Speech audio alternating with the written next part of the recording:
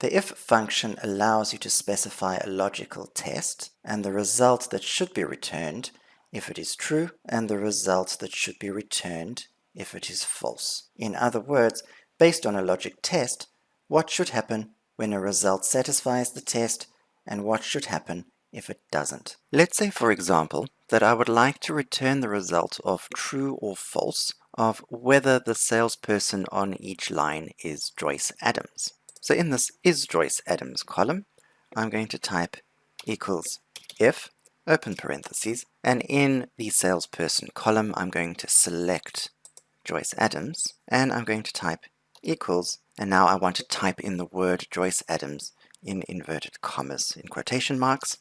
So open quotation marks, I'm going to type in Joyce Adams, close quotation marks, comma. Now what should the value be if true? So I'm just going to type in true, comma, and what should be the value if false?